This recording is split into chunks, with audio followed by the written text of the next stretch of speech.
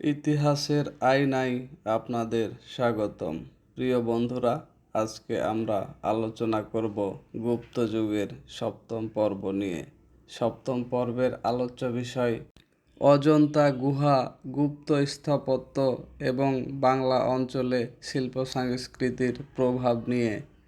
ইতিহাসে কিছু যুগ থাকে যেখানে রাজারা রাজ্য গড়ে, আর কিছু যুগ থাকে যেখানে মানুষ পাথরের ভেতরেও শিল্প খুঁজে পায়।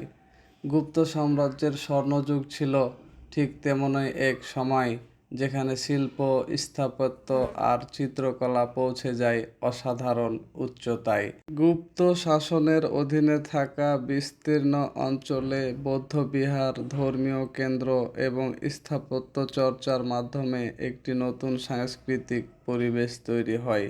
আর এই বৃহৎ শিল্প জগতের সবচেয়ে বিস্ময়কর নিদর্শনগুলোর একটি হলো অজন্তা গুহা।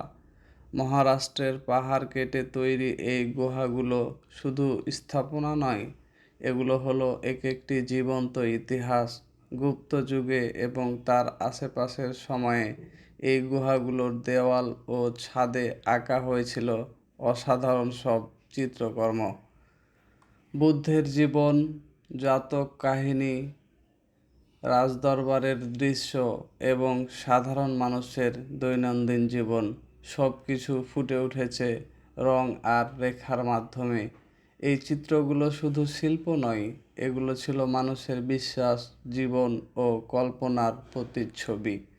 এই শিল্পধারা পরবর্তীতে পূর্ব ভারত ও বাংলা অঞ্চলের বৌদ্ধবিহার ও ধর্মীয় কেন্দ্রগুলোতেও প্রভাব ফেলেছিল বলে ইতিহাসবিদরা মনে করেন।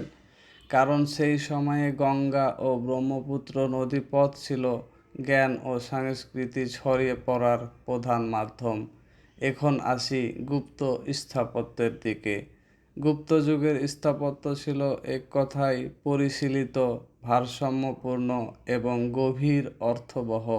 দেওগড়ের দশাবতার মন্দির তার অন্যতম শ্রেষ্ঠ উদাহরণ। এই মন্দিরে বিষ্ণুর 10 অবতারকে কেন্দ্র করে ভাস্কর্য ও খোদাই করা হয়েছে অত্যন্ত সূক্ষ্মভাবে।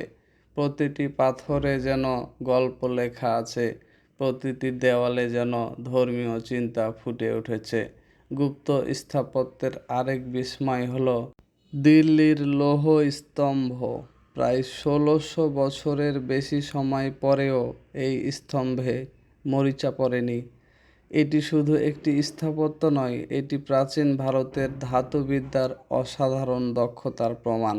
এই প্রযুক্তিগত জ্ঞান পরোক্ষভাবে উপমহাদেশের বিভিন্ন অঞ্চলে ছড়িয়ে পড়েছিল বলে ধারণা করা হয়, এবং সেই জ্ঞানের ছোঁয়া পূর্ব ভারত ও বাংলা অঞ্চলেও পৌঁছেছিল।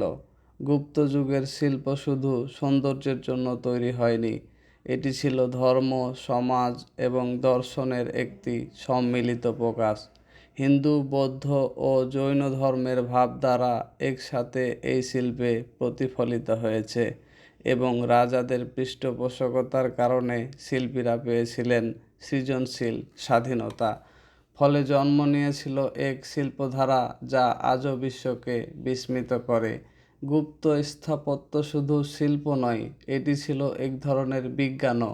সঠিক অনুপাত, দৃঢ় কাঠামো, দীর্ঘস্থায়ী নির্মাণ প্রযুক্তি এবং নিখুঁত খোদাই কৌশল সব মিলিয়ে এটি ছিল প্রাচীন ভারতের এক প্রকৌশল বিপ্লব।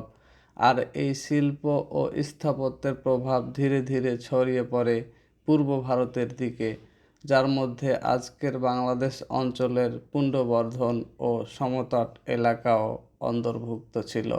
সেখানে বৌদ্ধবিহার, ধর্মীয় স্থাপনা এবং সাংস্কৃতিক কেন্দ্রগুলোর মাধ্যমে গুপ্ত যুগের শিল্প চেতনা প্রতিফলিত হতে থাকে। অর্থাৎ গুপ্ত সাম্রাজ্যের শিল্প শুধু রাজনীতিতেই সীমাবদ্ধ ছিল না, এটি পৌঁছে গিয়েছিল বাংলার মাটিতেও। একটি সাম্রাজ্য যা শুধু যুদ্ধ দিয়ে নয়, শিল্প, সংস্কৃতি এবং স্থাপত্য দিয়েও ইতিহাস তৈরি করেছিল। প্রিয় বন্ধুরা, আজকে এ পর্যন্তই। ধারাবাহিকভাবে আমাদের ভিডিওগুলো দেখার জন্য আমাদের সাথেই থাকুন। পরবর্তী পর্বে আমরা প্রবেশ করব সরাসরি বাংলায়। যেখানে দেখা যাবে গুপ্ত সাম্রাজ্যের শাসন কিভাবে পূর্ব ভারতের জনপদগুলোকে প্রভাবিত করেছিল, পুণ্ড্রবর্ধন, সমতট এবং বঙ্গ অঞ্চলের রাজনৈতিক ও সাংস্কৃতিক পরিবর্তনের গল্প। সেই পর্যন্ত আমাদের সাথেই থাকুন। ধন্যবাদ সবাইকে।